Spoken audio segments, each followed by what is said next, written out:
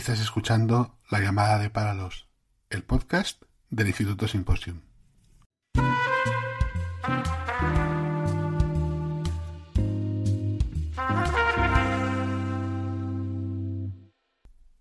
Bienvenido, bienvenida a la segunda parte del programa especial dedicado a las elecciones de Estados Unidos del próximo 5 de noviembre.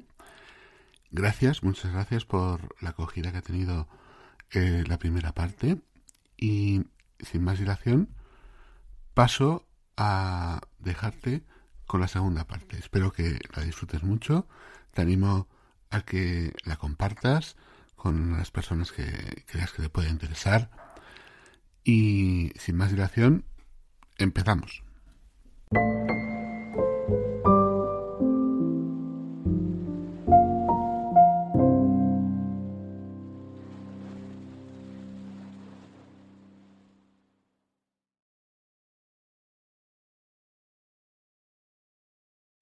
Para cerrar este bloque y de paso situar los siguientes, vamos a cerrar de la siguiente manera, que es haciendo un balance de la administración Biden-Harris. Podemos decir que la situación geopolítica compleja es la expresión que podría sintetizar la situación en la que se encuentra Estados Unidos, por los desafíos internos y también externos. Después de 4 años en el cargo, Biden ha intentado redefinir la posición de Estados Unidos en un mundo que es cambiante, mientras ha tenido que lidiar con las consecuencias de la presidencia polémica de Donald Trump y también el elemento desestabilizador de la pandemia de la COVID-19. La administración Biden-Harris ha trabajado para restaurar la credibilidad estadounidense a nivel internacional, fortalecer las alianzas, responder a los desafíos económicos internos. En eso podríamos decir que lo ha hecho razonablemente bien, con sus matices, pero razonablemente bien, sin duda mejor que la administración Trump-Pence. La democracia en Estados Unidos sigue siendo frágil, como siempre no es algo que se puede dar por sentado, requiere siempre estar especialmente activo en su defensa y persistente en cuanto a comprender los riesgos para la solidez del sistema democrático. La polarización política es evidente que sigue estando, y la influencia de las redes sociales, particularmente con la entrada de Elon Musk en Twitter, ahora llamado X, no es algo que sea, digamos, estabilizador para la democracia. Luego, como digo, esto sirve para lanzar luego diferentes elementos que nos va a permitir profundizar. Uno de los conceptos erróneos más comunes al final del mandato de Joe Biden tiene que ver con el interés por el coste elevado de las campañas presidenciales. A menudo se destaca que estas campañas pueden alcanzar presupuestos enormes. Sin embargo, es muy importante comprender que estas cantidades no son proporcionales a la población de Estados Unidos, sino que en última instancia lo que pretenden hacer es convencer solo a una pequeña parte del electorado. Luego, insisto, más adelante profundizaré en esta idea y pondré algún ejemplo particular. De hecho, podríamos decir que casi la mitad de los votantes estadounidenses ya saben por quién van a votar, mientras que un tercio no participa en las elecciones porque o no puede o no le dejan, debido a que se ponen trabas para su inscripción. Esto significa que estas inversiones masivas están destinadas, por consiguiente, para convencer el último tercio del electorado, que es el que realmente puede influir en el resultado, y particularmente según qué electorado, de según qué estado, incluso de según qué condado. Y aquí es casi tan importante desmovilizar al adversario como movilizar al que en principio puede tener una sintonía ideológica, por ejemplo, con el Partido Republicano. Esa realidad muestra cuán polarizado se ha vuelto el sistema electoral estadounidense, y también cuán discriminatorias se han vuelto las campañas electorales. Antes he hecho mención al balance económico de la presidencia de Biden. Hemos visto unas inversiones masivas. Luego también entraré un poquito más en esto. Algo que no habíamos visto desde la década de los años 1960. Biden asumió la gestión del país cuando salía de la crisis sanitaria mundial. Sus iniciativas tenían como objetivo reactivar la economía y a la vez reducir la pobreza. La Jobs Act de 2021 permitió inyectar más de $1 billón en infraestructuras, como he podido comentar anteriormente. La ley de reducción de inflación aprobada un año después, es decir, en 2022, tuvo como objetivo descarbonizar la economía, invertir en tecnologías avanzadas, inteligencia artificial, vehículos eléctricos, etcétera. Sin embargo, los esfuerzos que han sido notables, particularmente tuvieron el lastre de la inflación, que alcanzó el máximo del 9% en 2022, particularmente en áreas urbanas electoralmente muy, muy importantes, como Atlanta, Las Vegas y Phoenix. En la medida en que se ha trabajado para corregir esto y otros elementos, pueden decantar, por ejemplo, estados como Nevada o Arizona, entre otros factores. En cuanto a la política exterior, la administración Biden ha sido vista en algunos aspectos como una continuación de la presidencia de Trump. Esto es lógico, puesto que la forma en que se hace la política exterior en Estados Unidos contempla diferentes actores, digamos que es la suma, el equilibrio entre diferentes elementos que influyen en la creación de las líneas de la política exterior. La cuestión ha sido particularmente los MAGA, es decir, los que están posicionados en el búnker más cerrado que hoy día encarna Donald Trump, pero que en un futuro podría encarnar cualquier otra persona. Es decir, no porque Donald Trump desaparezca en un futuro inmediato va a desaparecer ese bloque. Ese bloque está constituido, viene de un trasfondo que vamos a intentar luego comprender un poco mejor, pero lo llamativo ha sido la forma en la que han defendido las posiciones, por ejemplo, de Rusia abiertamente, y es algo que es un sinsentido desde el punto de vista estratégico, y luego explicaré más adelante el porqué. Las asociaciones regionales que ya inició Donald Trump con India, Japón, Australia se han mantenido, pero Biden ha reforzado el papel de la OTAN, particularmente eso se lo debe a Vladimir Putin por el relanzamiento de la invasión rusa de Ucrania. También restableció las discusiones de carácter multilateral con respecto al clima. Eso es una clarísima diferencia con su antecesor. No obstante, Estados Unidos sigue reajustando su estrategia centrándose en su relación con China y se le abre escenarios que ha tenido la tendencia a obviar, como es Norte de África, Oriente Medio, Europa.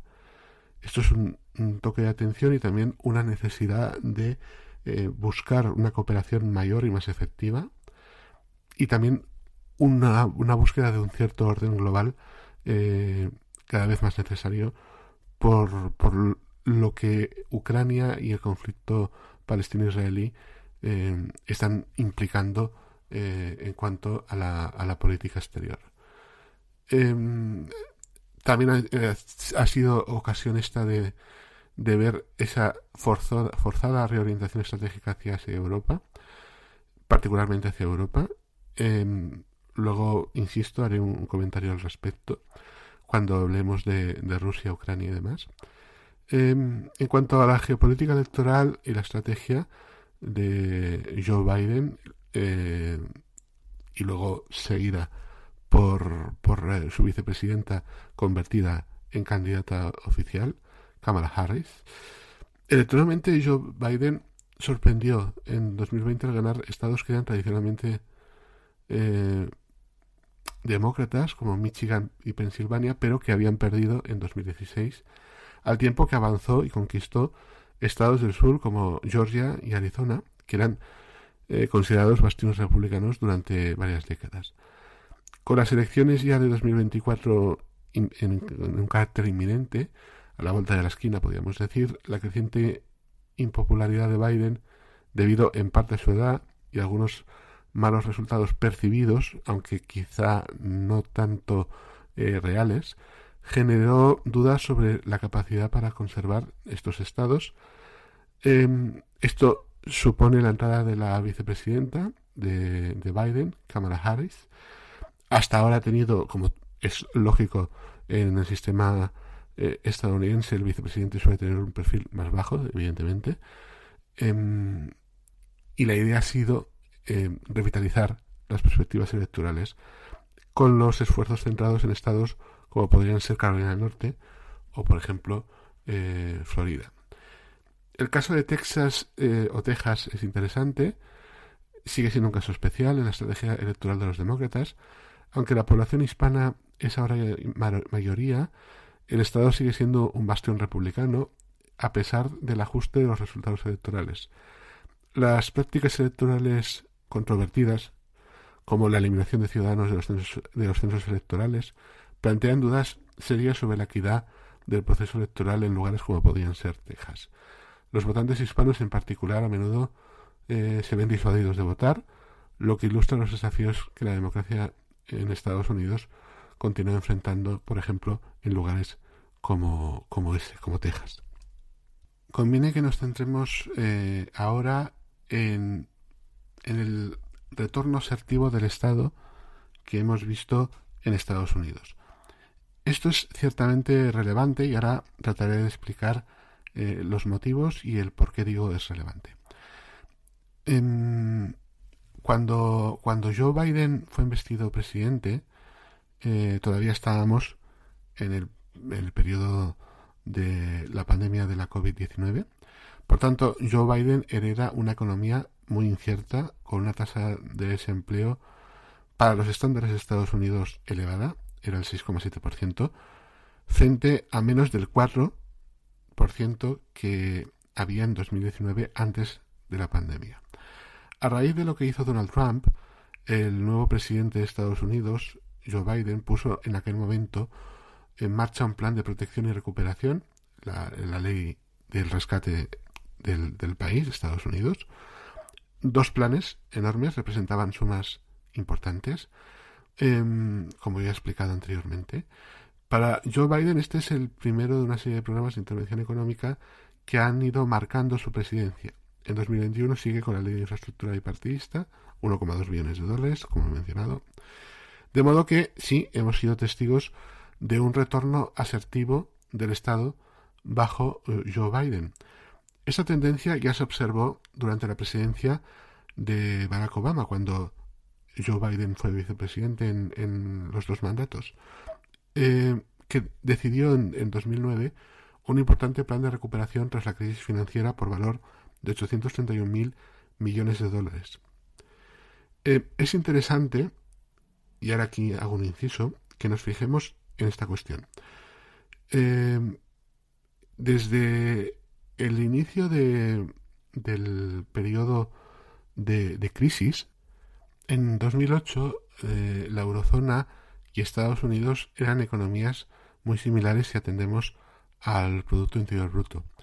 Hoy día, en 2024, la relación no es exactamente esta. De hecho, Estados Unidos ha crecido y ha duplicado el tamaño de Producto Interior Bruto de la eurozona. O dicho de otra manera, la eurozona es la mitad de la economía de Estados Unidos. ¿Por qué ha sucedido esto? Pues una parte de la respuesta está precisamente en esto que estamos señalando. Mientras en Europa Alemania se encargaba de disciplinar y de intentar implantar el gran modelo de la Gran Suiza, Estados Unidos con Barack Obama empleó otro tipo de estrategia y ese tipo de estrategia se enfocó hacia una serie de resultados que han llegado en la duplicación del Producto Interior Bruto de Estados Unidos, mientras que la Unión Europea no lo ha hecho, en el aumento de salarios en Estados Unidos, mientras que en la zona euro no ha sido el caso, y en la capacidad de gasto en Estados Unidos que en familias que en Europa, evidentemente, pues tampoco es el caso. Todo esto se debe a, como decía, la respuesta que dio Alemania y que impuso a la Unión Europea y que ha sido evidentemente equivocada, como viene siendo equivocada desde los años 1990, que es donde uno tiene que encontrar verdaderamente las causas del desacople, vamos a llamarle así, estratégico de Europa con respecto a Estados Unidos y también con respecto a China. Es decir, no comprender y reconocer esto es no poner ninguna solución a la situación que tenemos en Europa. En este sentido, el que el euro sea una unión monetaria pero no fiscal ni bancaria tiene un peso relevante, como también tiene un peso relevante las deficiencias en el avance de estructuras federales, el hecho también de que desde los años 1990 y desde antes, pero particularmente desde 1990, Alemania se ha negado a generar programas europeos industriales conjuntos. Se ha encargado Alemania de, por el interés de que explica su relación con Rusia en el campo de la energía, particularmente en el campo del gas. Y aquí es necesario que explique una cosa que nos va a servir luego para comprender cómo ha funcionado la cuestión entre Rusia y Alemania. Mirad, hasta los años 60 más o menos, después de la Segunda Guerra Mundial, hasta los años 60, Alemania tenía el mismo problema que ha venido teniendo hasta ahora, lo que pasa que con otro eje. ¿Por qué? Porque hasta los años 60 Alemania tenía una gran dependencia, casi en características prácticamente de monopolio, de dependencia del petróleo árabe. El petróleo árabe era exclusivamente prácticamente el elemento central para el funcionamiento de la industria de la RFA. Bien, cuando llegó la aceleración económica y la creación de superávits en Europa, también en la República Federal Alemana, en ese momento se inició los primeros movimientos de una subida de los precios del petróleo, de la energía, como era natural. Ante esta situación, Alemania entonces comprendió que dependía demasiado del petróleo y buscó diversificarse. A su vez, por esa época, Rusia encuentra una serie de pozos gasísticos, de yacimientos gasísticos y de hidrocarburos en general tremendamente importantes en la zona de Siberia. Y dado el paso que estaba dando Francia en desescalar la Guerra Fría y buscar el dominio de Occidente, por lo menos del Occidente europeo, a través de una construcción de la Unión Europea, Francia siempre ha tenido esa fijación u objetivo, vamos a llamarle así, a través de movimientos conservadores en lo político. Estoy hablando de la época de la presidencia del general de Gaulle. Tras ese paso, como digo, y tras el intento de que sumar a la RFA y enchufarse, vamos a decirlo así, a Rusia y Rusia o la Unión Soviética ante esta situación, eso era algo que le interesaba porque podría conseguir bombear hidrocarburos a cambio de bombear divisas europeas y de paso crear una zona de influencia con la idea de un día recuperar la influencia o conseguir influencia sobre Estados Unidos. ¿Por qué digo recuperar influencia sobre Estados Unidos? Porque ya en los años 20 la Unión Soviética trató de conseguir un acuerdo de libre comercio y basado en hidrocarburos y minerales con Estados Unidos. Esta es la realidad. Y esta es la historia. Entonces, claro, había que lograr bombear todo ese gas y esos hidrocarburos de la zona de Siberia y llevarlos hasta el corazón de Europa. Ante esta cuestión, la industria alemana encontró algo que era muy interesante para ella, puesto que podía reforzarse, y que se basaba en la idea de construir la tubería. Es decir, los soviéticos, es decir, que no contaban con los medios tecnológicos suficientes como para poder desarrollar las tuberías que irían desde el campo de hidrocarburos hasta los centros de distribución de energéticos en el corazón de Europa. Esto sí disponía de esta tecnología Alemania, que además estaba buscando una reorientación necesaria para su expansión del sector de la metalurgia y particularmente del acero, después de la guerra, entiéndase. Y ante esta situación, pues digamos que se junta todo, ¿no? Es miel sobre hojuelas. Porque si nos fijamos, tenemos que se tiene que construir esa cantidad enorme de tubería, se lo va a hacer la industria alemana, lo va a pagar la Unión Soviética o Rusia, y se va a conectar la energía para beneficiar la expansión de la industria en la RFA. Tras esto, en la década siguiente sucedió la guerra entre los bancos centrales, que ganó el Bundesbank, y el desorden en el elemento central de Occidente supuso la posibilidad de una victoria engañosa para la RFA. Digo engañosa, visto los resultados y las dependencias.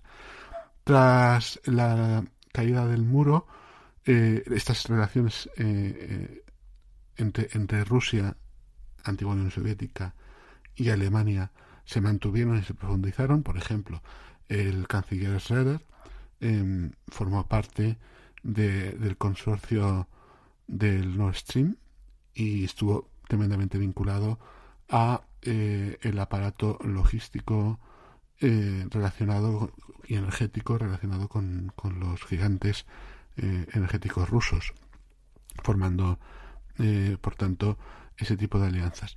Es evidente que menciono al ex canciller Schroeder de la SPD, pero también puedo mencionar a el presidente del Land de Sajonia, que ha hablado reiteradamente a favor y es de la democracia cristiana, que ha hablado a favor de, evidentemente, reconectarse con Rusia, ¿no? Aquí entra el espacio ex RDA y entra también la transición hacia el modelo industrial de Sajonia y los intereses energéticos del establishment alemán con respecto a Rusia. Esto explica que, por ejemplo, en el año 2014, cuando se produce la invasión, Alemania en ese instante alcanza el pico de importación de gas ruso. Insisto, 2014 sucede lo que sucede en el Bajo Don y en Crimea, y en Alemania se alcanza el pico de importación de gas ruso. ¿Por qué? Por esta razón. Esto conlleva un error estratégico porque al centrarte en la cuestión de energía barata no desarrollas el modelo tecnológico industrial lo suficiente. Tampoco quieres generar modelos europeos de desarrollo. No se invierte en el aspecto tecnológico, que si las deficiencias de Europa en el plano de la defensa son evidentes y están ahí, todavía en el plano de la tecnología son muchísimo más lacerantes, y ya no solo es con Estados Unidos, también es con China. Y ahora viene la segunda parte del eje del funcionamiento del pensamiento estratégico alemán, que ha sido absolutamente nefasto, como es el hecho de competir con bajos salarios en el sur de Europa, basados en el mal modelo del funcionamiento del euro debido a las deficiencias del sistema federal, que no se implementa por interés de Alemania para poder conseguir esa preeminencia en un sentido que esperaba de control de mercados y por la exportación de Estados Unidos, que lo ha perdido, Rusia, que lo ha perdido, y China, que China le ha dado la vuelta, y digamos que es ahora China la que tiene la capacidad, por ejemplo, de inundar Europa de coches, y no Alemania inundar China de coches.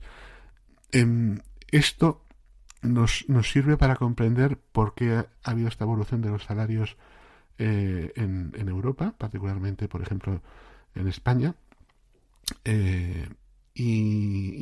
o en Italia o en otros países, y también nos sirve para comprender cómo ha evolucionado Estados Unidos y cómo ha evolucionado Europa y por qué ha habido este tipo de tolerancias y de malos entendimientos que han servido para tomar muy malas decisiones y que explican la situación en la que estamos y que ahora tratamos de revertir, por ejemplo, con el buen funcionamiento propuesto en cuanto a inversiones y demás por Mario Draghi.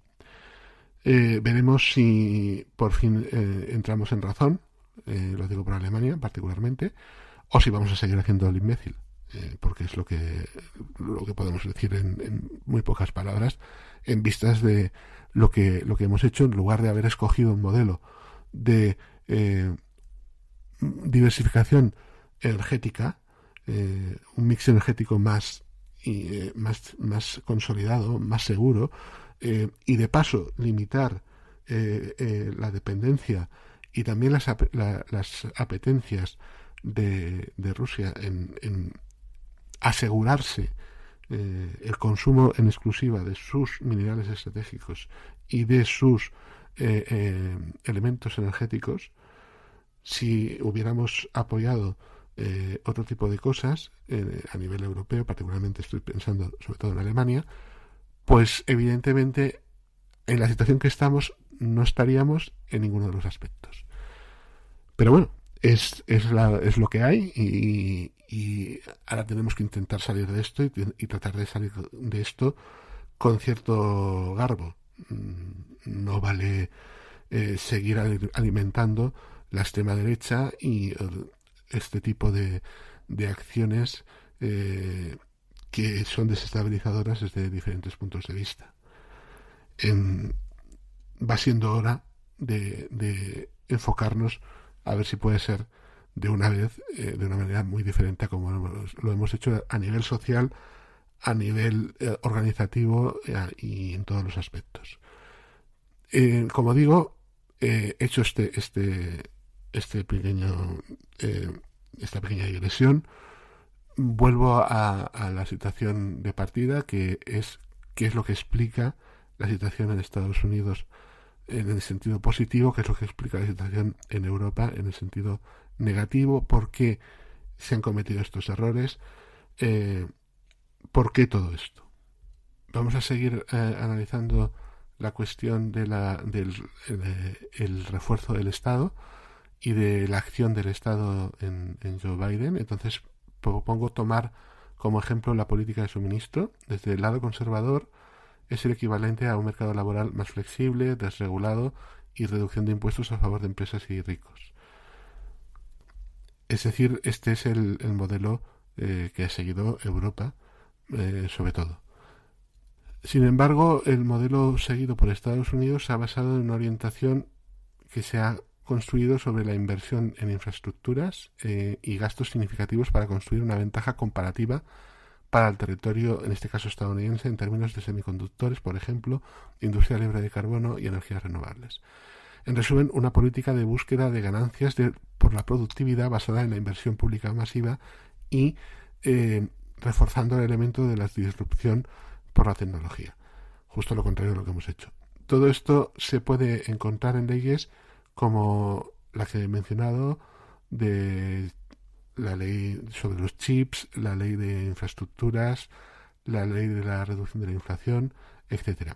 Esta nueva política del lado de la oferta también representa una reversión del plan de Trump a hacer que Estados Unidos vuelva a ser grande de nuevo, que significó un giro hacia la economía estadounidense acompañado de un ataque a China. El enfrentamiento con China persiste y es evidente que aquí entramos en el campo de por qué persiste. Y la respuesta es porque China es un sistema de mercado, es decir, el que fantasee que el socialismo, comunismo está totalmente equivocado, es un sistema de mercado, es un sistema basado en la industria, es un sistema enfocado en la tecnología, es un sistema enfocado en la necesidad de la revolución industrial 4.0 y en la forma de crear espacios en los que implementar en esa lucha por el capitalismo global a través de grandes regiones y también de pequeños espacios incluidos. Es decir, no hay forma de escapar a esto. Y en eso entra Estados Unidos a competir con toda la fuerza del mundo. Biden retoma el lema económico de Trump, en particular la dimensión proteccionista, pero su proteccionismo pretende proteger la industria que están haciendo, la industria renovable y el libre carbono, para incluir a Estados Unidos en los esfuerzos globales para reducir las emisiones de gases de efecto invernadero. Al tiempo que aprueba recientemente, por cierto, un enorme proyecto de extracción de hidrocarburos en Alaska y que tiene un significativo impacto en el número de empleos en ese estado. Esta estrategia de acumulación en industrias está destinada a constituirse como fuentes de fuertes generaciones de riqueza y de empleos en el sector industrial manufacturero. Es decir, que retoma los principios jacksonianos en cuanto a la industria. Esto sí, nosotros todavía no lo hemos hecho. Vamos camino, quizás, veremos. Si me refiero en la Unión Europea. Veremos lo que somos capaces de hacer. Pero estos sí son principios jacksonianos, como decía. Otro punto muy interesante es reducir el déficit y la deuda. Y entramos de pleno en el elemento central de lo que es y en lo que se discute la democracia, es decir, en el presupuesto. El 9 de marzo del año pasado, el presidente Biden presentó sus directrices presupuestarias para el resto del mandato y la consigna era la reducción del déficit público en un plazo de 10 años. Suficiente para complacer a priori a todos los neoliberales, claro. Pero, ahora viene el elemento interesante, pero mientras los neoliberales quieren que esto suceda mediante recorte del gasto público y aumento de la deuda final, porque al final es que acabas aumentando la deuda, Biden reduce el déficit y el aumento de la deuda pública estadounidense mediante aumentos de impuestos, es decir, que paguen los que más tienen, y esto genera elementos que dan al Estado una herramienta para reforzar su capacidad de inversión y de dirección de la economía. Entendemos. Y más, ¿por qué? Porque estamos en un momento de transición en el modelo industrial y en el modelo energético, por tanto requiere de esa capacidad de dirección y coordinación que debe ejercer el ente público, porque el privado no es capaz de esto, porque no tiene los medios simplemente. Él lo explicó de la siguiente manera: el gobierno anterior, la administración Trump-Pence, nos hizo perder 2 billones de ingresos presupuestarios con sus interminables recortes de impuestos, y los republicanos quieren a su vez 3 billones de recortes adicionales sin decir cómo van a mantener las finanzas públicas sanas. La respuesta: recortar la protección social. Lo que explica Biden es otro camino: aumentar impuestos pero con justicia fiscal, un tipo de impositivo mínimo del 15% sobre los beneficios situados en el extranjero por las multinacionales y un tipo impositivo mínimo del 25% sobre las rentas del 0,01% del segmento de la población que más dispone. Para quienes superan los $400.000 de ingresos al año, el presidente Biden restablecía el tipo impositivo marginal del 39,6% eliminado por Donald Trump y aumentaba las contribuciones a la seguridad social en 1,2 puntos. Esto coloca la tributación del capital al mismo nivel que la del trabajo para aquellos cuyos ingresos superan el $1.000.000, y para las empresas un aumento del tipo impositivo sobre los beneficios del 21 al 28%. Eso supone 1 billón de ingresos en 10 años. Hay otras medidas fiscales en el presupuesto que presentó Joe Biden, junto con medidas de ahorro adoptadas, en particular la reducción de los precios de los medicamentos. Joe Biden ofrece 3 billones de dólares para reducir el déficit público en 10 años. Así que tenemos unas directrices bastante claras: política de abastecimiento, fortalecimiento de la industria, lucha contra el calentamiento global, con importantes recursos, a la vez que se lanza los pilares de la nueva revolución industrial y de la nueva lucha por el capital a nivel global, desde lo local a lo global, y hecho de esta forma. Es un programa totalmente comprensible, claro, con medidas simples, simbólicas, efectivas, y es ante todo, o debería ser, una fuente de inspiración. ¿Por qué? Porque, ante todo, si nos fijamos en la ley de reducción de la inflación de 2022, podemos percibir una cosa muy clara, que es perseguir y lograr la movilización del sector privado mediante incentivos para invertir en los diferentes sectores estratégicos que se diseñan. Esto ha sido clave a la hora de la construcción industrial, que se duplica, es decir, se genera el músculo suficiente para orientar y generar los elementos de hegemonía. Esto ha repercutido inmediatamente sobre el aumento del empleo industrial y, evidentemente, sobre la generación de impuestos y cotizaciones. En este sentido, Estados Unidos persigue tratar de recuperar los 3 millones de empleos industriales que perdió durante la primera década del siglo XXI en favor de la competencia con China y de la automatización, y de momento ha creado más de 100.000 puestos de trabajo en este sentido.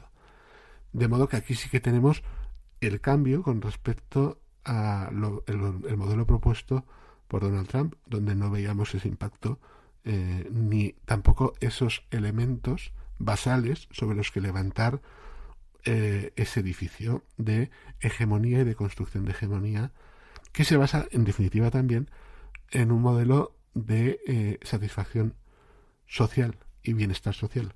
Si no, no va a salir. Otro aspecto muy interesante es cómo esto ha afectado a los trabajadores en Estados Unidos. En términos de creación de empleo es evidente, puesto que si miramos toda la legislatura se han creado 15 millones de puestos de trabajo. El desempleo se ha mantenido rondando o por debajo del 4%.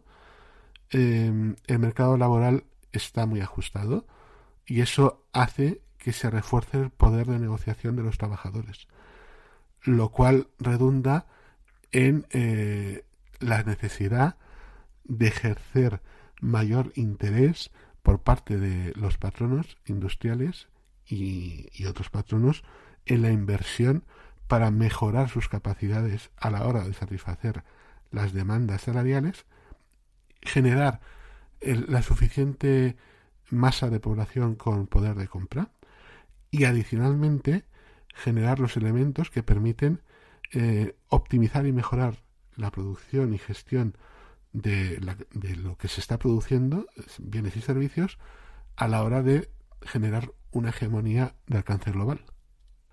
No obstante, surge la pregunta de cómo perciben los hogares estadounidenses las políticas económicas de Joe Biden, a través del impacto de su poder adquisitivo en particular. Y en esto conviene que distingamos entre la realidad económica y la percepción de ciertas partes del electorado con respecto a la economía. Los estudios muestran que cuando los trabajadores de Estados Unidos perciben un aumento salarial debido a las buenas condiciones de la economía, esto es recibido por ellos como algo que merecen porque han tenido un buen desempeño y no como consecuencia del mercado cuando sí lo es. En cambio, cuando hay una subida de precios, culpan al gobierno.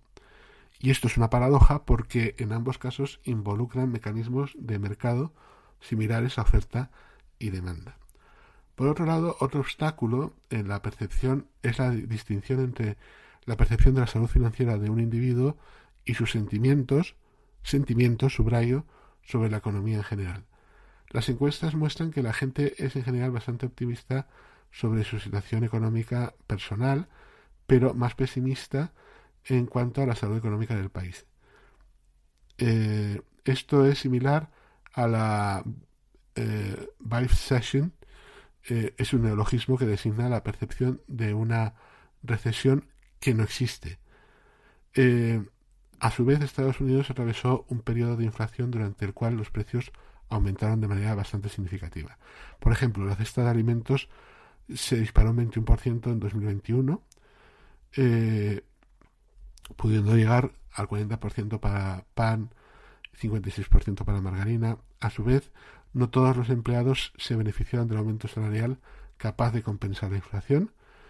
Todo esto permite comprender una parte del descontento que existe en ciertos sectores de la población. No obstante, recordemos que Estados Unidos ha experimentado una inflación más baja que el promedio de los países de la OCDE. Esto es interesante que lo recalquemos. Esto es así debido a su potencia como productora de energía, cosa que hace que dependa menos del suministro de otros de terceros, a diferencia de Europa, que se ha volcado de una manera muy notable por interés, no por otra cuestión, de la energía rusa, y por lo tanto se ha tensionado excesivamente, cometiendo este error estratégico. A su vez, muchos comentaristas de las páginas de color salmón, de las páginas económicas, afirman que Biden es tan proteccionista como Trump, y la respuesta es sí y no a la vez. Y me voy a explicar. Hay un cambio en la política comercial estadounidense que no es específico de Donald Trump. De hecho, estamos observando quizás un lento movimiento pendular a favor de la economía interior o interna, movimiento que precede a su mandato. Este cambio se continúa bajo el gobierno de la administración Biden-Harris, aunque ha sido más formalizado y pensado de una manera totalmente estratégica. Los aumentos de aranceles aduaneros y sanciones comerciales decididos por el expresidente republicano no incluyen una visión a largo plazo. Es decir, tan solo se encarga de satisfacer las necesidades de ciertos actores de la economía. Necesidades en cuanto a control de mercado, pero no en cuanto a planificación estratégica para dominar el mercado, no solo estadounidense, sino global. Joe Biden muestra así objetivos de control de la industria en los semiconductores y otros bienes que son críticos, lo que explica el deseo de repatriar cadenas de valor a Estados Unidos e impulsar incluso su creación. Todo esto explica que estemos empezando a observar ya una reducción evidente en los indicadores de las desigualdades, cosa que marca una ruptura por completo con los años de Donald Trump o incluso con el orden neoliberal, si consideramos el papel desempeñado por parte del gobierno federal. Con sus diversos proyectos de ley, el programa de Biden se asemeja a un nuevo New Deal que forma parte de sus éxitos y del legado que va a dejar si son capaces de mantenerlo, evidentemente. Si se escoge un presidente como Donald Trump, el nivel económico y de dominio estratégico de Estados Unidos, entraríamos en una cuestión que requeriría muchísimos matices en cuanto a lo que hemos visto hasta ahora, y no para bien. En este aspecto, un elemento que cabe destacar es que, a mi juicio, la comunicación política quizá podría haber sido más efectiva, mejor, a la hora de explicar todo esto, dado la burbuja, el microcosmos, convertido totalmente en macrocosmos de la información y de la forma en que se accede a la información y se genera información. Por esa razón, Elon Musk se convierte en, entre comillas, influencer, para defender sus intereses y los intereses como corporación, no solo de su entramado empresarial, sino de aquellas personas que se alinean en lo que el modelo neoliberal ha supuesto también en la forma en que quieren enfrentar la revolución industrial desde el punto de vista neoliberal, es decir, desde un punto de vista nacionalista, imperialista, autoritario, y que genera notables choques. Por tal razón, determinar quién se va a sentar en el despacho Oval el próximo mes de enero de 2025 y cuál va a ser el equilibrio, que eso es casi tan importante, en la Cámara de Representantes y el Senado, es algo que realmente en el fondo no concierne solo a los estadounidenses, y ya no solo hablo en términos de democracia y de orden multilateral y avanzar en esa línea hacia un federalismo y una comunidad global basada en reglas, además de otros factores como derechos humanos, etcétera, etcétera. Entrando en la forma con la que se logra construir todo esto, debemos señalar precisamente lo que estamos comentando, es decir, la economía. Y en este sentido, el dominio de la economía estadounidense sobre el resto del mundo es tan considerable que las decisiones que se toman allí influyen en el crecimiento, el empleo, el bienestar y, por lo tanto, en cuestiones sociales y políticas que tensionan o que no tensionan a sociedades. Otro de los elementos que genera esa capacidad de espejo y que multiplican incluso los efectos, tanto para bien como para mal, está precisamente en Europa, tanto en los países individuales como en las regiones dentro de los países, como a su vez en la Unión Europea. Si Estados Unidos o Europa regulan mal sus finanzas, estamos ante una crisis global. Si se decide favorecer la producción de tecnologías verdes, se abre un vasto mercado. Nadie puede escapar a la influencia de Estados Unidos y de sus 4 principales impulsores, que son las principales empresas, la divisa, el dólar estadounidense, las tecnologías y su ejército. Sobre el dólar conviene que profundicemos luego, porque también hay bastante confusión con algunos términos en algunos analistas que mencionan con respecto a la situación del dólar y la diferencia con el yuan. Esto es debido al sensacionalismo y demás, pero no se sustenta sobre ningún aspecto serio, real, analítico que se pretenda construir. Incluso si el peso relativo tiende a disminuir, las empresas de Estados Unidos dominan en gran medida el planeta productivo. Su stock de inversiones en el exterior representaba el 21,3% del total global a finales del año 2023. Muy por delante, por ejemplo, de China, que representaba el 6,6%. Y para ponernos en relación, Países Bajos representa el 7,6%. Parte de cuyos movimientos, evidentemente, de inversión son artificiales por su condición de paraíso fiscal. Ciertamente, todas ellas agrupadas, las multinacionales europeas representan 1/3 del total. Pero es que proceden de 27 países distintos, cada uno de los cuales desempeña un pequeño papel, con Alemania a la cabeza, que representa el 5% del stock mundial. Esto señala otra de las divergencias y de los lastres que presenta Europa, que es esta cuestión de no avanzar en el aspecto federal. No pasa nada si se crean empresas de mayor tamaño, si se impulsa una economía de mercado social con un papel claramente predominante de un Estado federal que sea capaz de contener los abusos, desmanes y malas praxis mediante la aplicación efectiva de la ley federal en cada rincón del país. Y lo mismo estamos hablando a escala global. Una vez la producción es global y el comercio es global, pensar que no podemos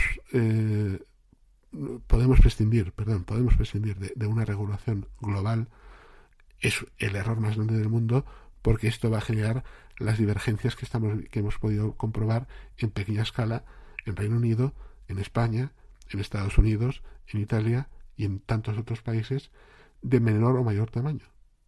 En fin, el sorprendente poder de las empresas estadounidenses se puede ver en su capacidad para generar importantes volúmenes de negocios y de ganancias. Por sí solas generan el 40% del volumen de negocios de las 100 empresas más grandes del mundo. De las 10 mayores, 6 son estadounidenses. En primer lugar, Walmart, Amazon, seguidas en séptimo lugar por Apple, Berkshire Hathaway, el fondo de inversión de Warren Buffett y 2 compañías de seguros. Las empresas estadounidenses también representan el 60% de la capitalización del mercado de las 100 empresas globales más importantes. A la cabeza, por supuesto, están las multinacionales tecnológicas. Hablo de Apple, Microsoft, Nvidia, Amazon y Alphabet. Alphabet es Google. De la misma manera, cuando tomamos en cuenta la importancia de las principales marcas globales, medida por la cantidad que un inversor estaría dispuesto a pagar para comprarlas, nuevamente las empresas de Estados Unidos tienen los ratios más altos. Incluso más allá de su peso económico y financiero, las multinacionales estadounidenses tienen la capacidad de influir en las reglas del juego económico a escala global, en el ámbito tanto monetario como tecnológico. En términos más generales, por ejemplo, fue el lobby de los sectores farmacéuticos, del entretenimiento y de las tecnologías de la información el que estableció la protección global de las patentes durante 20 años. El derecho internacional nunca antes había dado esta ventaja a las innovaciones.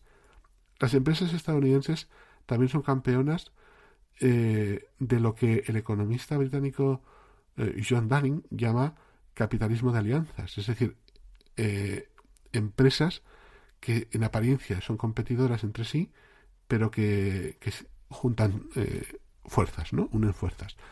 Por ejemplo, Starbucks y Nestlé acordaron entre ambas potenciar sus respectivos productos en sus respectivos negocios.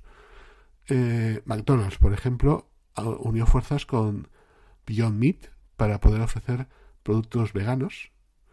Éxito total en Europa, fracaso en Estados Unidos, por cierto, y con Cargill en la I+D de productos agrícolas para que emitan menos gases de efecto invernadero.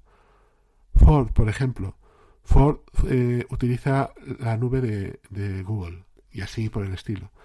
La prosperidad de las empresas de Estados Unidos se basa más que en otros lugares en la globalización. Así, a principios de los años 2000, los beneficios obtenidos en el extranjero representaban el 20% de los beneficios obtenidos en suelo americano. Esto fue aumentando hasta alrededor del 35% en la década de los años 2020. Se combina lo que estamos mencionando con un rendimiento en el extranjero mayor que el de otras empresas. Es decir, que estamos ante una construcción muy sólida del control de la globalización por parte de las empresas estadounidenses, algo que no va a desaparecer precisamente de la noche a la mañana. En este aspecto cabe, por ejemplo, resaltarse el avance tecnológico hacia el lujo en China.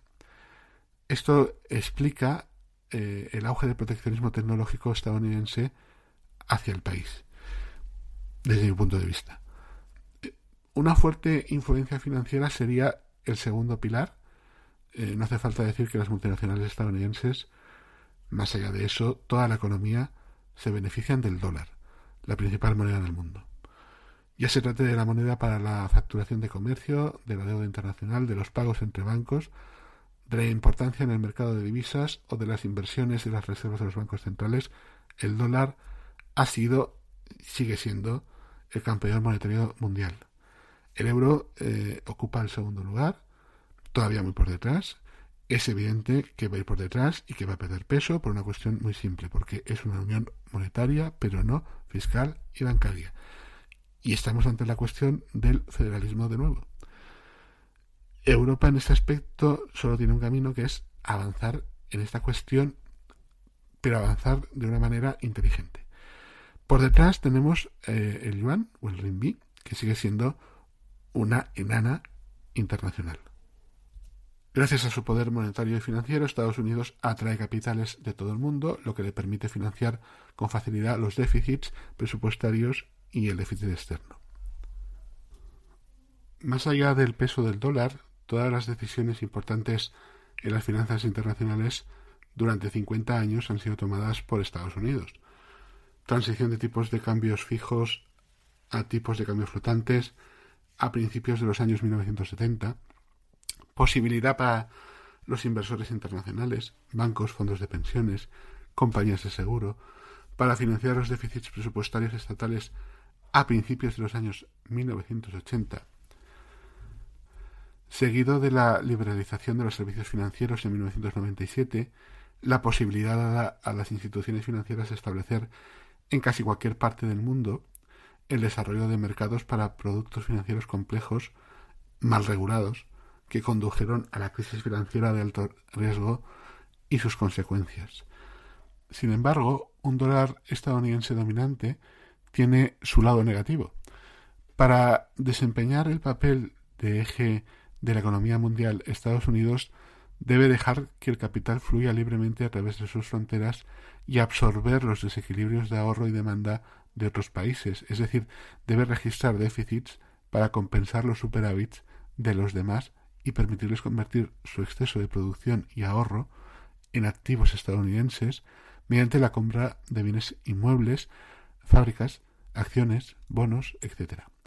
Esto presiona a la baja la demanda mundial, obligando a Estados Unidos a compensar a menudo con un mayor desempleo o endeudamiento.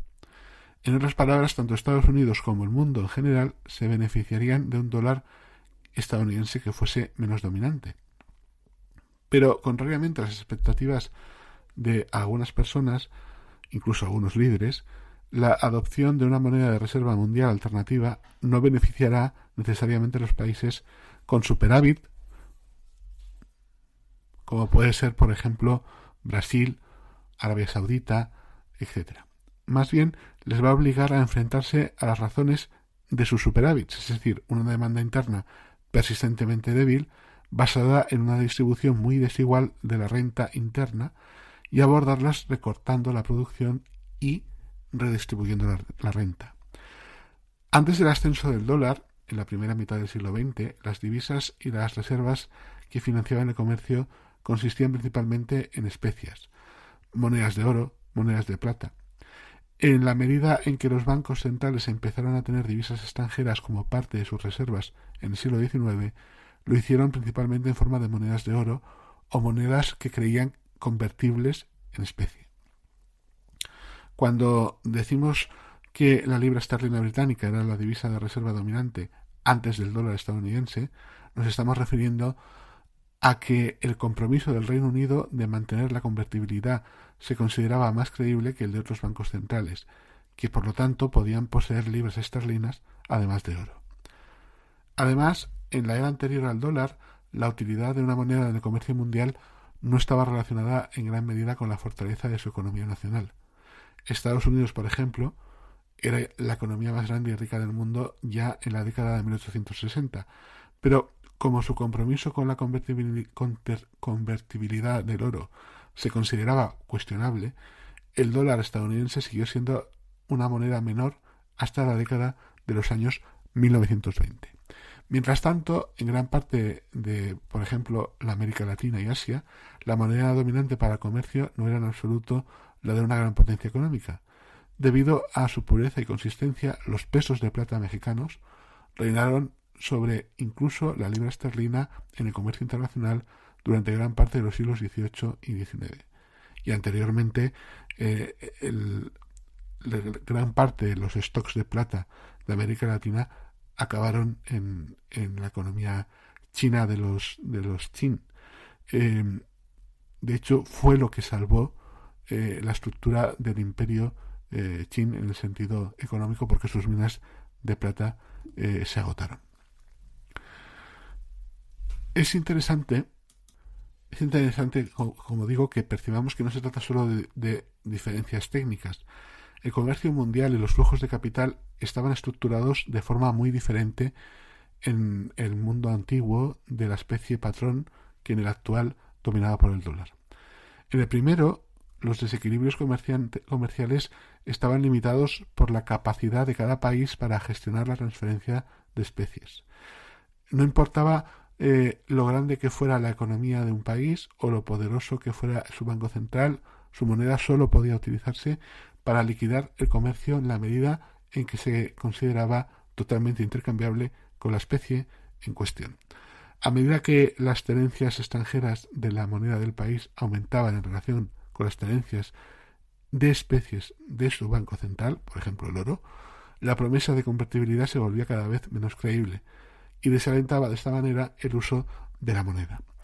Estos límites tuvieron consecuencias bastante importantes. Una de ellas fue que bajo el patrón de la especia, por ejemplo del oro, el comercio de cada país se equilibraba en líneas generales.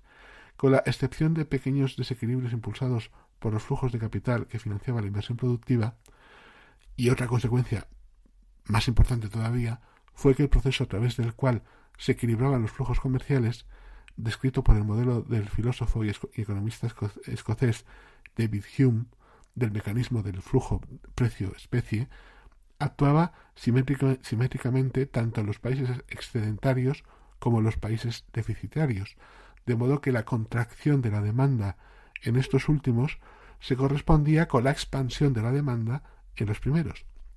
El actual sistema basado en el dólar estadounidense resulta ser muy diferente. En este sistema los desequilibrios están limitados principalmente por la voluntad y la capacidad que tiene Estados Unidos para importar o exportar créditos sobre sus activos nacionales. Es decir, para permitir que los que tienen capital extranjero sean vendedores netos o compradores netos de bienes inmuebles y valores de Estados Unidos.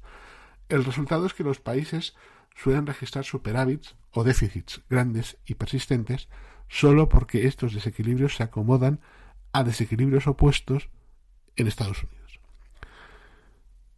De hecho, peor aún, el efecto contractivo de los déficits en la economía mundial no se compensa con la expansión en los países con superávit, como sucedía en los sistemas anteriores al dólar.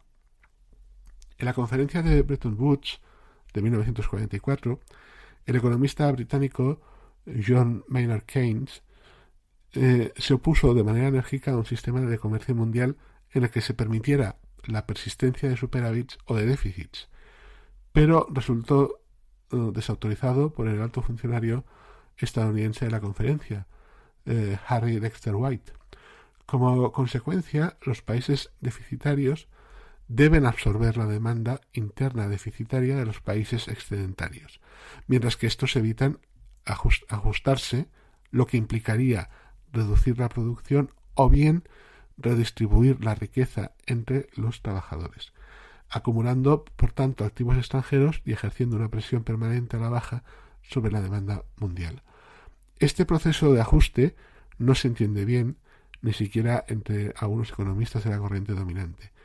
Los países con superávit tienen superávit no porque sean especialmente eficientes en la fabricación, sino porque sus fabricantes disfrutan de subvenciones implícitas y explícitas que en última instancia acaban por pagar los trabajadores y los hogares, por lo que se producen a expensas de la demanda interna. Así, como explicó Keynes, es como funcionan las políticas mercantilistas, mejorando la competitividad internacional mediante la supresión de la demanda interna. Y por eso se las conoce como tácticas de empobrecer al vecino. En lugar de convertir el aumento de las exportaciones en aumento de importaciones, eso da lugar a superávits comerciales persistentes. Pero los superávits de un país deben acomodarse a los déficits de otro. Desde la década de 1980, Estados Unidos ha ido acomodando los superávits de otros países, permitiendo que se convirtieran fácilmente en derechos sobre los activos estadounidenses. Como resultado, el dólar estadounidense reina en el comercio internacional, pero la economía estadounidense se ve obligada a absorber la débil demanda del exterior, ya sea haciendo subir el desempleo o lo que es más probable, fomentar el aumento de la deuda pública y de los hogares de Estados Unidos. Esto no significa que Estados Unidos deba incurrir siempre en déficits para anclar el sistema comercial mundial al dólar, como muchas personas han argumentado, pero sí significa que cuando el mundo necesita ahorro, Estados Unidos exporta ahorro, registra entonces superávits comerciales, y cuando el mundo tiene exceso de ahorro, Estados Unidos importa ese ahorro y registra déficits comerciales. Estados Unidos hizo lo primero desde los años 20 del siglo XX hasta los años 60, un periodo de 5 décadas durante el cual muchos países necesitaban de forma urgente reconstruir su capacidad manufacturera y las infraestructuras destruidas por las dos guerras mundiales. Con los ingresos europeos y asiáticos devastados por los conflictos, los países de estas regiones necesitaban ahorros extranjeros para así ayudar a la reconstrucción de sus economías. Dado que Estados Unidos era la nación con mayor superávit comercial del mundo en tal periodo, se movió con rapidez para satisfacer la necesidad exportando ese exceso de ahorro, estableciendo en el proceso al dólar como la divisa global dominante. A principios de la década de 1970, sin embargo, la mayoría de los principales pilares económicos, economías del mundo, se habían reconstruido de los estragos de la guerra. Entonces teníamos ahorros propios que necesitaban exportar para así impulsar sus economías todavía más alto. Una vez más, Estados Unidos cumple como su apertura al capital extranjero, sus mercados financieros flexibles, su gobernanza de alta calidad, hicieron que se absorbiera gran parte de ese exceso de ahorro por parte del resto del mundo. No es casualidad que en la década de 1970 fuera cuando los grandes y persistentes superávits de Estados Unidos empezaron de golpe a menguar, dando paso a la década de los años 1980 a grandes y persistentes déficits que han ido continuando hasta el día de hoy. Esta disposición a dejar que el capital fluya libremente y absorber los desequilibrios de ahorro y demanda del resto del mundo es lo que sustenta el papel dominante del dólar estadounidense. Ningún otro país antes que Estados Unidos ha desempeñado este papel casi en esta misma medida, y por tal razón ninguna otra moneda ha dominado el comercio internacional y los flujos de capital como lo hace hoy día el dólar. Es más, ningún otro país o grupo de países, ni siquiera China, Japón, los BRICS, la Unión Europea, están dispuestos a desempeñar realmente este papel o sería capaz de hacerlo sin revisar de forma drástica su propio sistema financiero, redistribuir entonces necesariamente la renta nacional, eliminar los controles de capital y socavar las exportaciones, lo cual sería probablemente bastante perturbador, sobre todo, por ejemplo, para el modelo alemán, como ha sido concebido hasta ahora.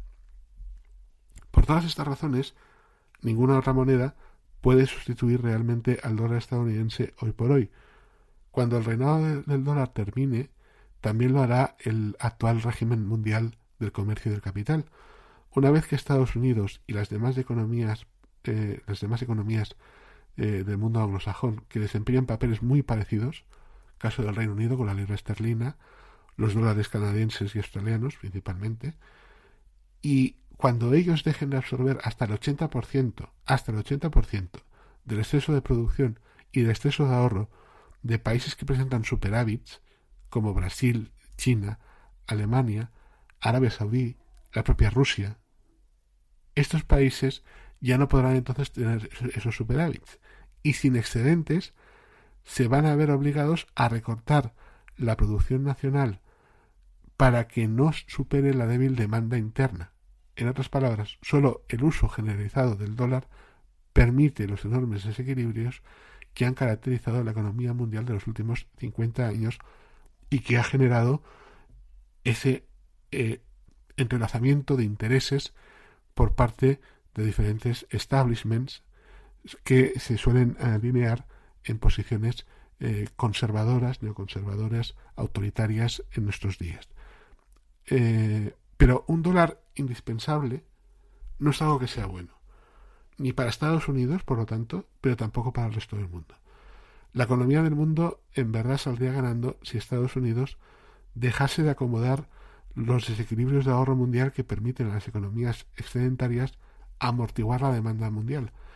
La economía de Estados Unidos en particular se beneficiaría porque ya no se vería obligada a absorber mediante mayores tasas de desempleo o bien mayores tasas de deuda los efectos de las políticas mercantilistas de países con superávit como ha sido el caso de Alemania.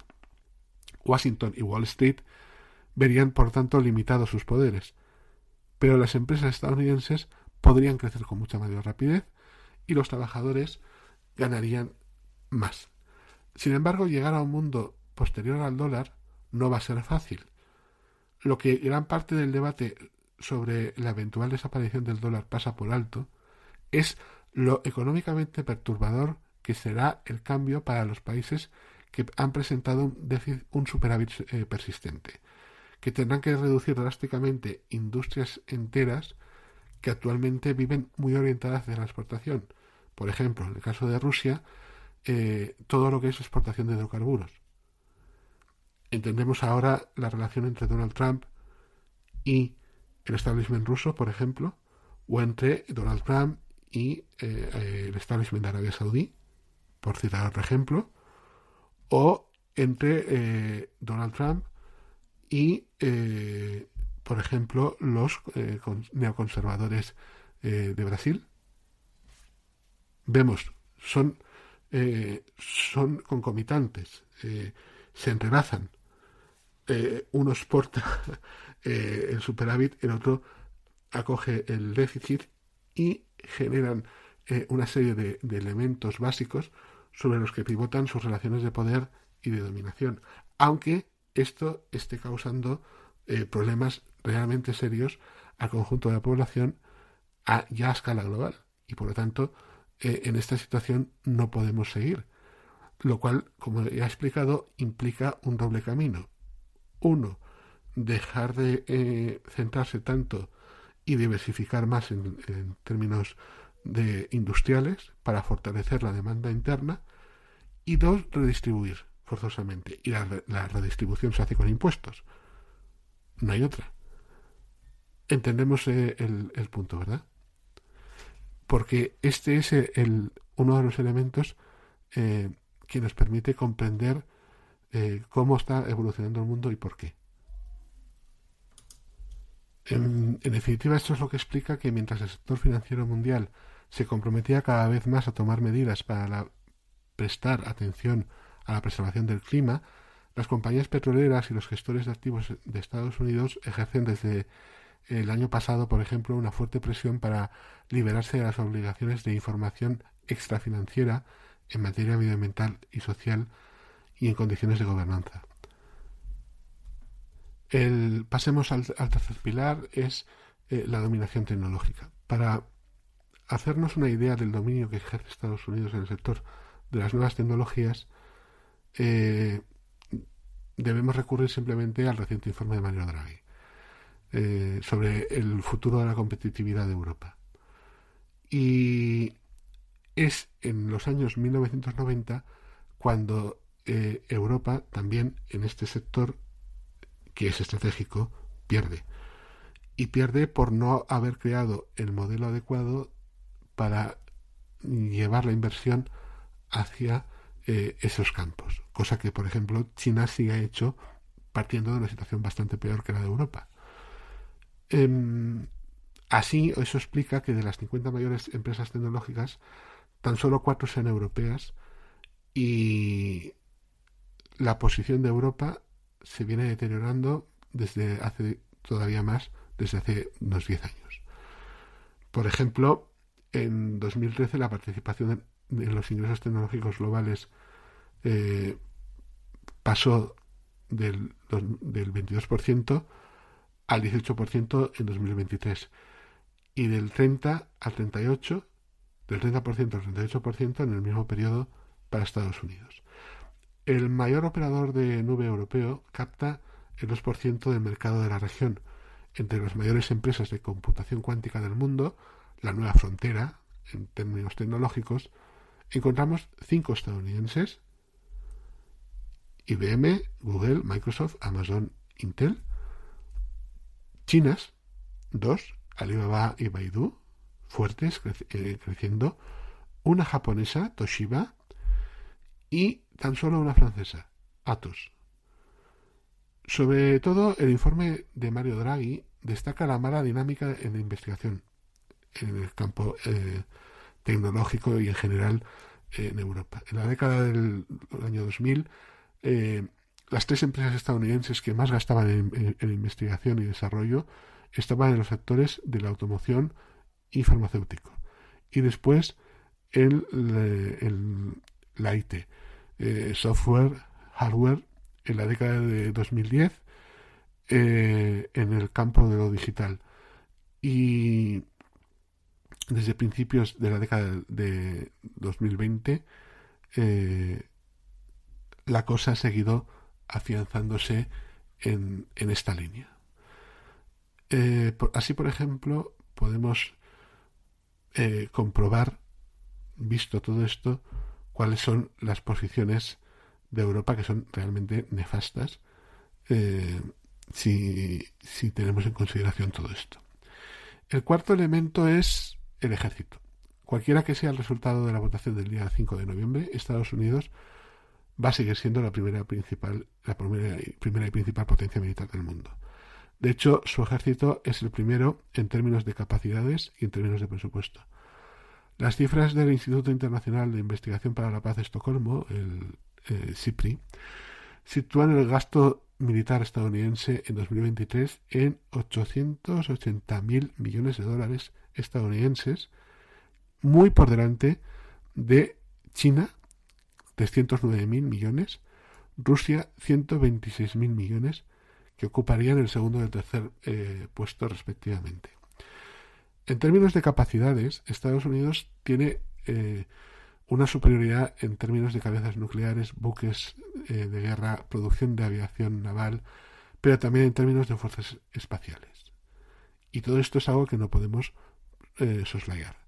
En términos de números, capacidad de desplegar soldados, aunque el país es superado en este caso por China, porque China cuenta con 2 millones de soldados en activo, y por India, que ronda aproximadamente 1,5 millones, cuenta con 1.300.000 soldados. Pero sus capacidades y su formación no es la misma. Tampoco los índices de corrupción dentro del ejército son equiparables, por ejemplo, a los de China. La fuerza de ataque de Estados Unidos también reside en el alcance de su presencia en todo el mundo. Su ejército tiene 6 comandos que cubren todos los continentes. Ninguna potencia militar competidora tiene una estructura que se pueda parecer a esto. Y es algo que conviene que lo tengamos presente. Otro factor que conviene que pongamos en activo, en este caso, es la capacidad que tiene Washington para formar parte de más alianzas, de más asociaciones que cualquier otra potencia. Además de la OTAN, en la que Estados Unidos es predominante, están vinculados a 17 países a través del Tratado Interamericano de Asistencia Recíproca, además de Australia, India, Japón, dentro del Quad, el que ya mencioné anteriormente. Estados Unidos también participa en acuerdos bilaterales de seguridad o defensa mutua con muchos países como Suecia, Filipinas, Corea del Sur, Japón, el propio Israel. El poder de su paraguas militar le permite dar fuertes garantías de seguridad a un país que se sienta en peligro. A su vez, esto les confiere un considerable y notable poder de persuasión. Por supuesto, esto no está exento de límites. Así, los países europeos, aunque la gran mayoría de ellos son miembros de la OTAN, no se han alineado con la posición de Estados Unidos en el Indo-Pacífico ante China. Si Estados Unidos califica a este último, a China, de amenaza, la Unión Europea prefiere el término rival sistémico, competidor y socio comercial desde 2019, enfatizando uno u otro de los 3 calificativos a lo largo de sus respectivos expedientes. A pesar de este ejército tan abrumador, Estados Unidos no puede decidir, a través de su política exterior, todo el estado del mundo. La multiplicación de los conflictos, en particular la concomitancia de la guerra de Rusia en Ucrania y la ofensiva de Israel en Gaza, algo que se entrelaza, mientras Washington tiene que lidiar con la cuestión de China en el Indo-Pacífico, donde también encuentra interés y preocupación en actores como puede ser, por ejemplo, Japón, debilita la capacidad de acción de Estados Unidos, con lo cual demuestra la necesidad de la construcción de un orden global basado en reglas, de una multilateralidad auténtica y basada en derechos humanos, porque ante esta cuestión resulta bastante difícil gestionarlo por uno mismo, ni siquiera con pocos socios. De modo que, relacionado con lo que te acabo de explicar, es oportuno que hablemos ahora de deuda, desigualdades y democracia, los defectos generados en Estados Unidos. Es evidente que el futuro inquilino de la Casa Blanca va a tener que afrontar este aumento paulatino y creciente de la deuda pública, de las desigualdades económicas, también es otro de los retos que va a tener por delante, y por supuesto del estado de la democracia relacionado de manera indudable con todo ello. Estamos ante un récord histórico. La deuda pública neta de Estados Unidos, que no incluye los créditos entre agencias gubernamentales, se situó en el 98% del Producto Interior Bruto en el año 2023. Esto se sitúa por encima de la media nacional, que ha sido del 48,3% entre el periodo 1974 y 2023, y no muy lejos del 106% que se alcanzó durante la Segunda Guerra Mundial.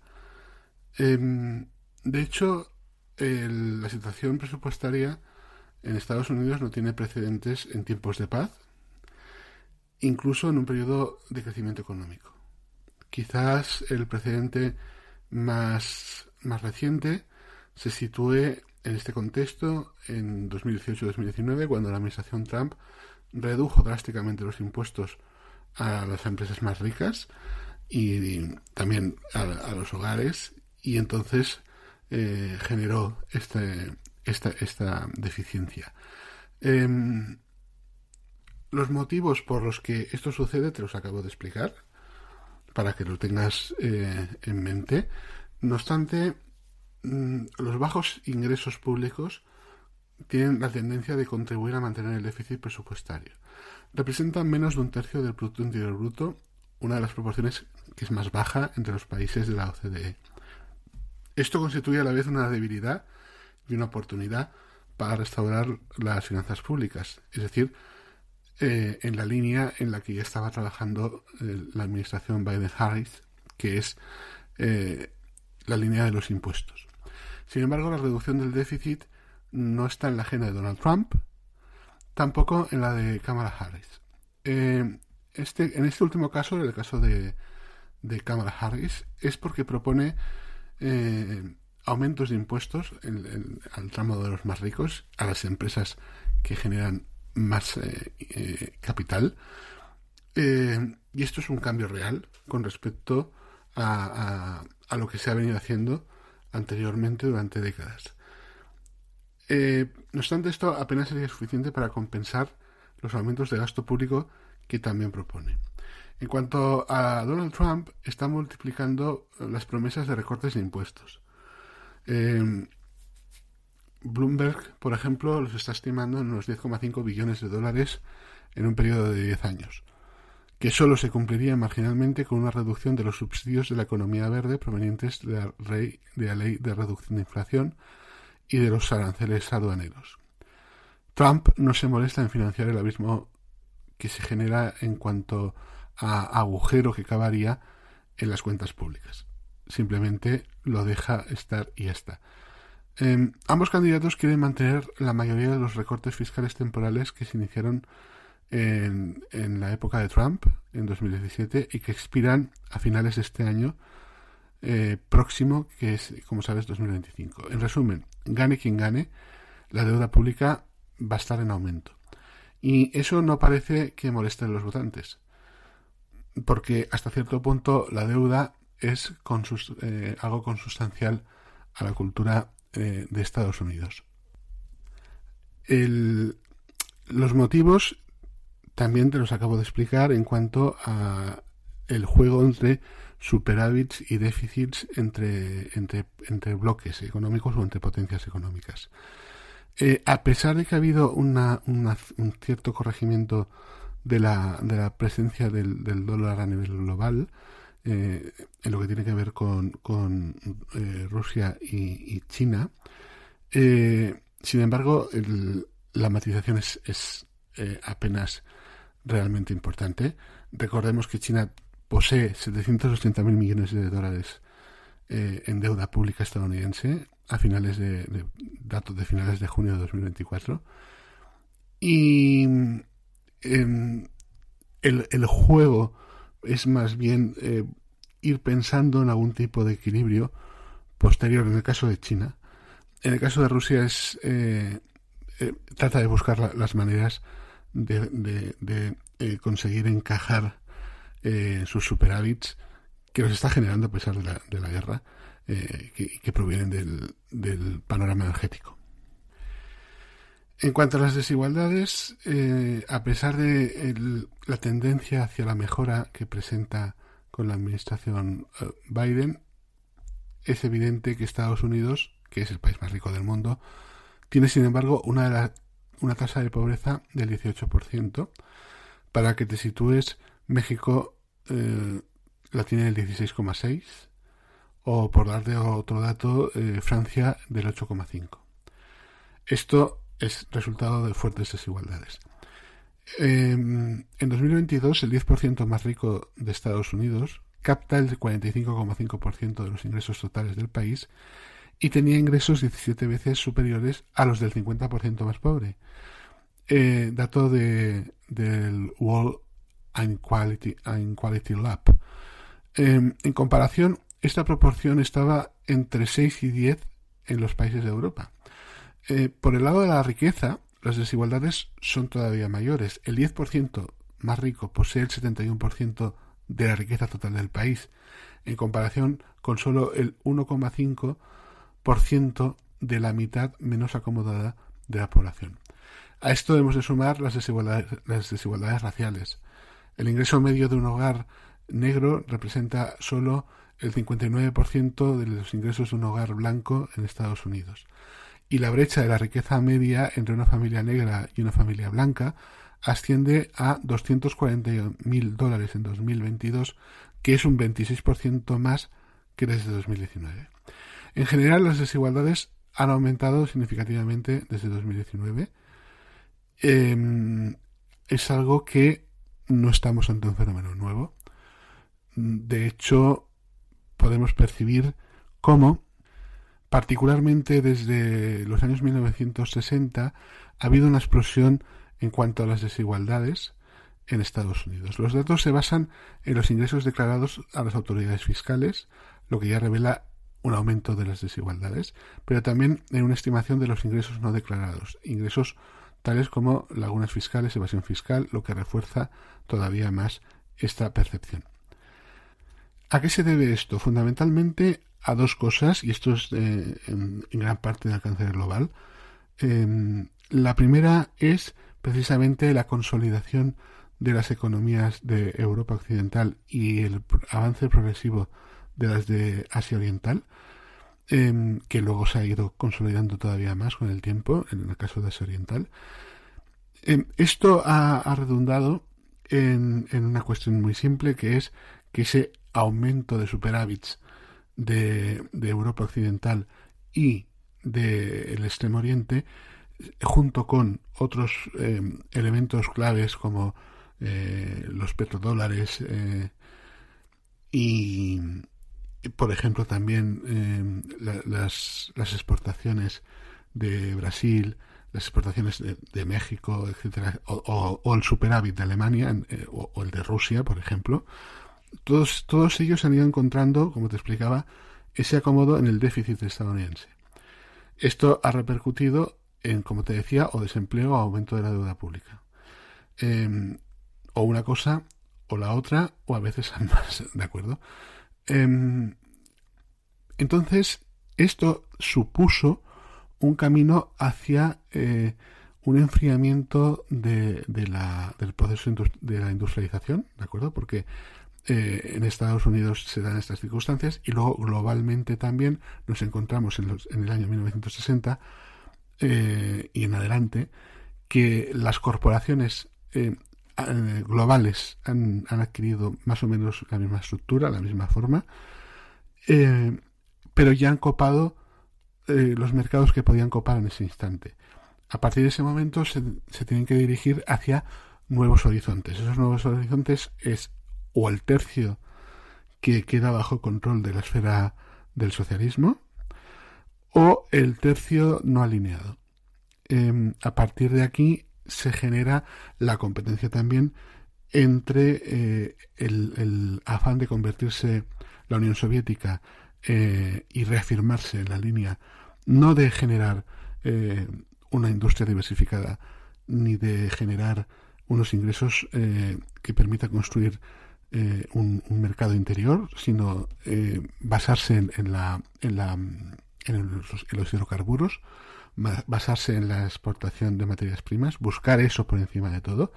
Esto es lo que explica también el pacto que negoció Kissinger con los soviéticos, que se bloqueó en el Congreso de Estados Unidos y que lleva a la necesidad de buscar ese equilibrio energético en Arabia Saudí, la renovación del pacto del Quincy, vamos a llamarle el Quincy 2.0. Y luego también es lo que explica en parte la réplica soviética, evidentemente buscando forzar la negociación. Estoy pensando en el avance soviético en el arco de inestabilidad entre Asia Central y aproximadamente el Nilo. Esto, como te he explicado, a partir de la década de 1980 aumenta porque se va girando la configuración del mundo. A su vez se expande la capacidad industrial de Asia Oriental y del sureste de Asia. Todo esto incorpora nuevos motores de generación de crecimiento industrial y de superávits, por lo tanto, por diferentes perspectivas. Y Estados Unidos tiene que absorber en los años 80, 90 y 2000 todo esa avalancha, ¿de acuerdo?, de superávits que se van acumulando. Como en todas partes, una de las claves para luchar contra la desigualdad en Estados Unidos es el sistema fiscal. Y este debe redistribuir la riqueza debido a los elementos que son necesarios, uno como corrección y dos como estímulo. ¿Estímulo para qué? Estímulo para mover el capital hacia los elementos que sirvan para arrancar la maquinaria tecnológica y productiva a la hora de generar una hegemonía. Así, por ejemplo, para contrarrestar las desigualdades, a Kamala Harris le gustaría, por ejemplo, aumentar la tributación de las plusvalías, que actualmente se graban al 20%. Aunque también existe una gran brecha en los controles fiscales. De hecho, hay que contar también que el que las ayudas estén a menudo ligadas al empleo y los bajos índices de recursos también tienen una parte de responsabilidad en todo ello.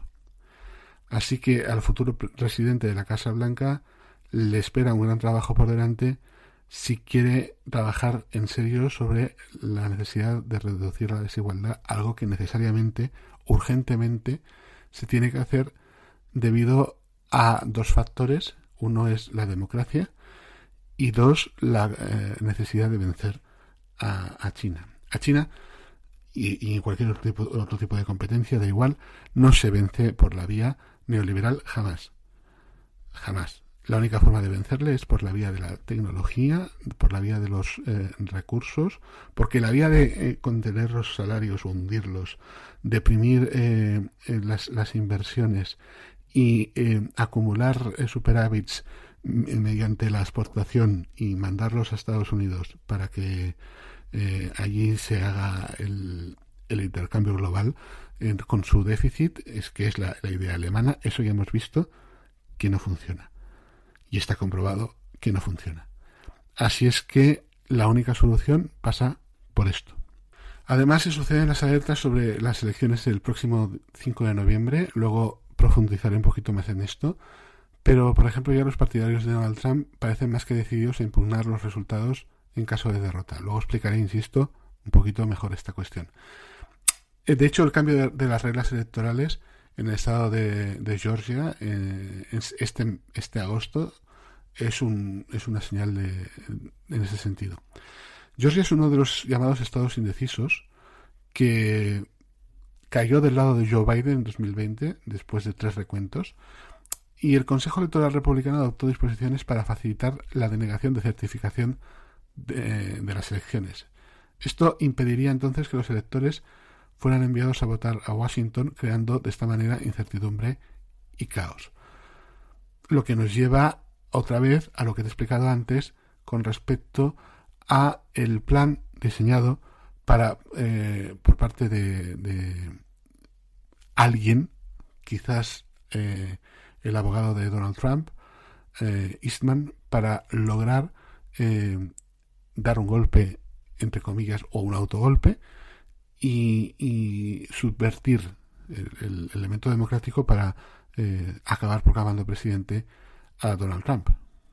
Interesante en este aspecto, conviene que lo cite en este caso, a ciertos activistas del Partido Republicano, afines evidentemente a estas líneas. Por ejemplo, el grupo de expertos conservador de The Heritage Foundation en todo esto no ve problema porque, cito textualmente, Estados Unidos no es una democracia, subrayo, no es una democracia, es una república. Y cierro comillas. Y esto se debe a que fundamentalmente los padres fundadores no tenían ciertamente la intención de crear una democracia o un gobierno del común, sino más bien el objetivo inicial era, por consenso necesario entre las diferentes ideas que se conformaron y que se debatieron, la de no garantizar la igualdad, sino garantizar que una oligarquía de hombres blancos, terratenientes, amos de esclavos, generalmente los que tienen más predominio en la parte sur del país, fueran los que gobernaran Estados Unidos. Y esto acabó impregnando hasta cierto aspecto, evidentemente, el texto constitucional, impidiéndole de esta forma evolucionar. Te voy a poner un ejemplo. El estado de Wyoming tiene 2 senadores que representan a 584.000 habitantes, frente a los también 2 senadores de los 39 millones de habitantes de California. Si te fijas, estamos ante una clara disparidad, a lo que hay que añadir todas las disposiciones que complican la inscripción en las listas electorales a la hora de ejercer el derecho al voto para minorías, sobre todo. La idea, como dicen los trumpistas, por lo tanto, es que si Estados Unidos no es una democracia, ergo, esta discriminación no es un problema. La preferencia, por lo tanto, de la República por la oligarquía les permite incluso refutar el ataque según el cual Trump es una amenaza para la democracia, o justificar incluso la toma del poder en caso de que no se ganen las elecciones. En teoría, la Corte Suprema debería ser garante de derechos y libertades y parte del mecanismo de controles y de equilibrios de poder, es decir, un contrapoder.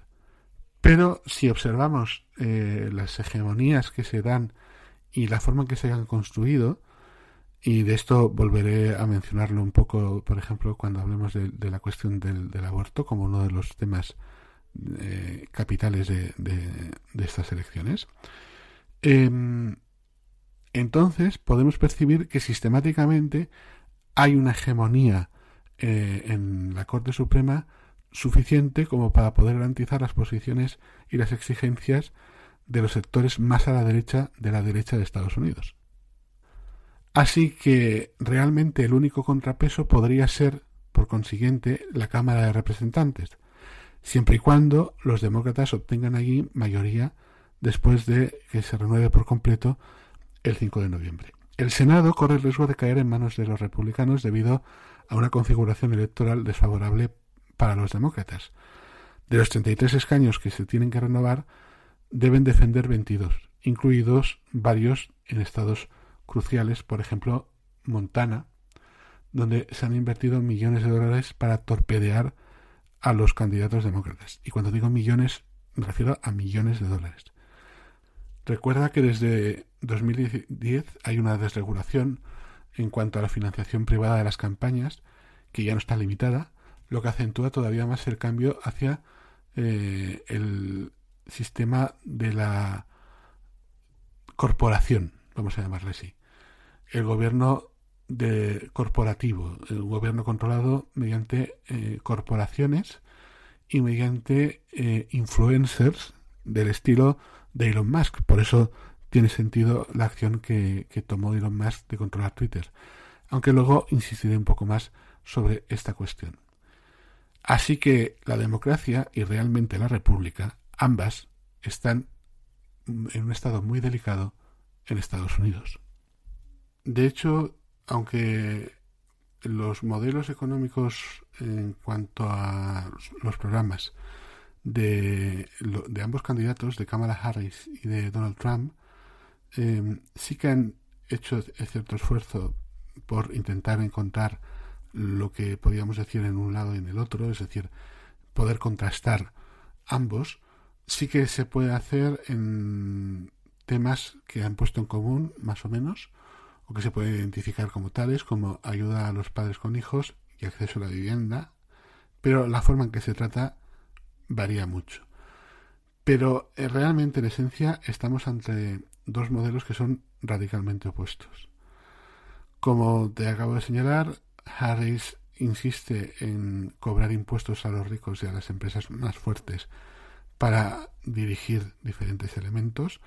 Por el otro, Donald Trump, más recortes de impuestos a favor de los más favorecidos, expulsar a los inmigrantes, luego hablaré de esto, y establecer un proteccionismo total hacia los llamados países extranjeros cuyos puestos de trabajo hay que robar.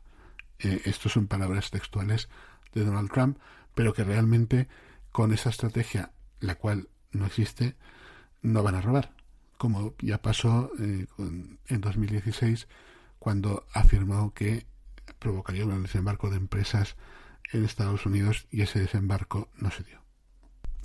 Lo que podemos determinar es que Kamala Harris no ha estado jugando un papel importante en las leyes económicas que han marcado el mandato de Joe Biden, tal y como te he explicado. Ella no ha sido una gran colaboradora en las sesiones informativas que se han celebrado sobre este particular.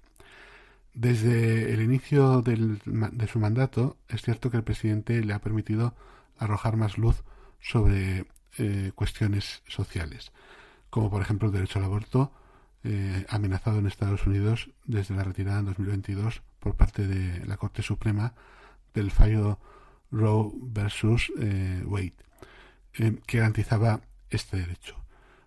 Joe Biden, que hizo de la economía su coto exclusivo cuando fue vicepresidente con Barack Obama entre 2009 y 2017, quería mantener el control de estas cuestiones. Sin embargo, la economía estuvo muy omnipresente en la campaña de Harris durante las primarias de 2019. Y no se puede ignorar sus raíces, porque de hecho el padre de Kamala, Donald Harris, fue profesor emérito de economía de marcada tendencia post-keynesiana en la Universidad de Stanford. Para saber más, por lo tanto, de cómo podría pensar Kamala Harris, aparte de lo que ya hemos visto, sería interesante situarla. Por sintetizar, podríamos decir que Kamala Harris, esta Kamala Harris, por lo que hemos visto, podría situarse a la derecha de Bernie Sanders, pero a la izquierda de Joe Biden. Grosso modo. Para situar un poquito mejor la cuestión, conviene que hablemos de la clase media en Estados Unidos.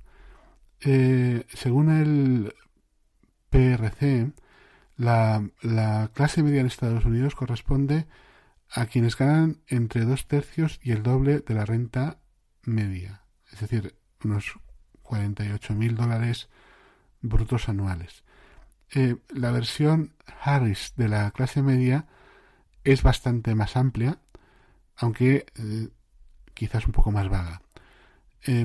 Por ejemplo, el 26 de julio se comprometió a no aumentar los impuestos a quienes ganen menos de $400,000 al año, promesa que ya había hecho, por cierto, Joe Biden.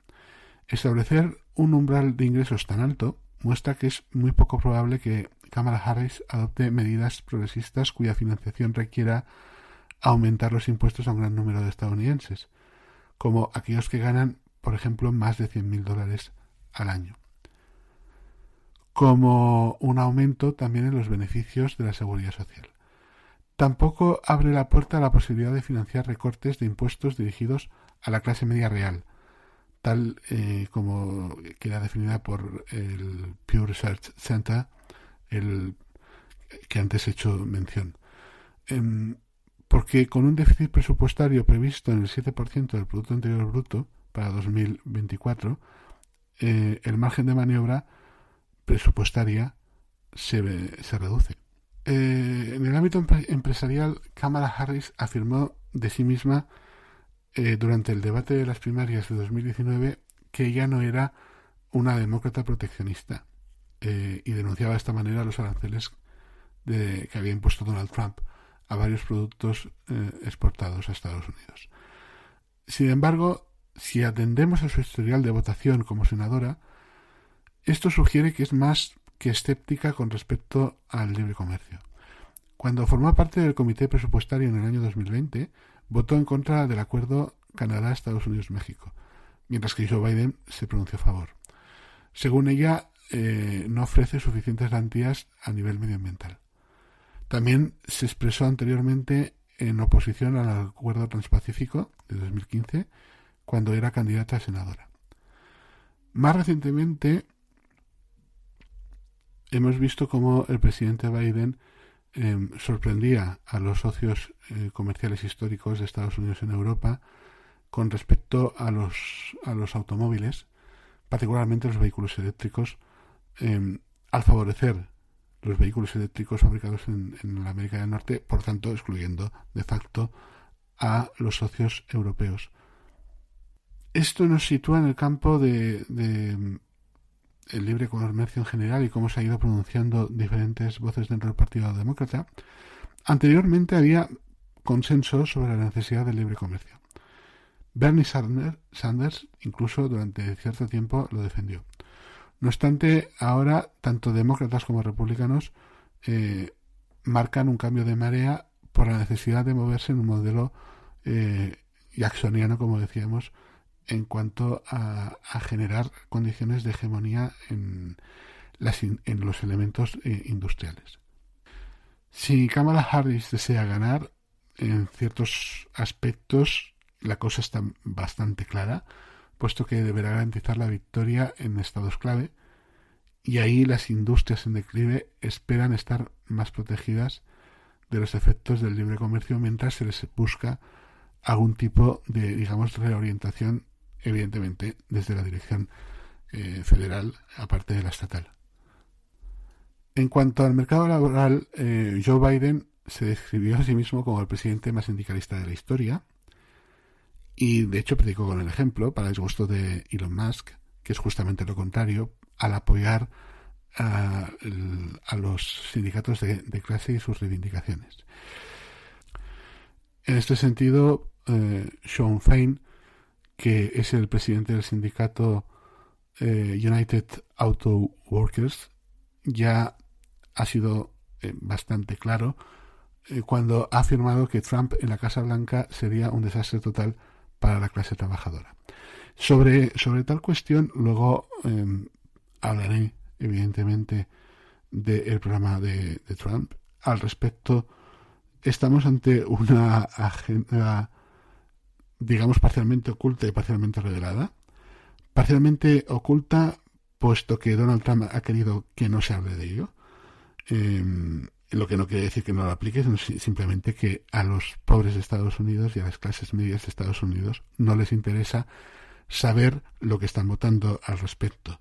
J.D. Vance, su vicepresidente futurible, compañero en la carrera por la Casa Blanca de Donald Trump, sí que es bastante más claro al respecto. Luego, insisto, hablaré un poquito más sobre esto para comprender por qué razón Trump es críptico con esto, por qué ha decidido que de esto no se hable, pero que no se hable no quiere decir que no se quiera aplicar.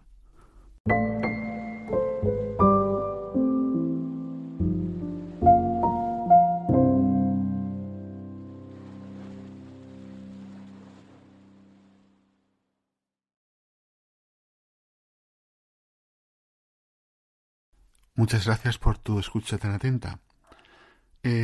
Aquí finalizaría la segunda parte de este especial dedicado a las elecciones de Estados Unidos y te emplazo para de aquí a 2 días, más o menos, el viernes, día 25 de octubre, si me estás escuchando a través de Spotify o el podcast de Apple, etcétera, YouTube, los tiempos serán un poco distintos, pero te emplazo para de aquí a 2 días y escuchar juntos la tercera parte del podcast, que sin duda va a merecer muchísimo la pena.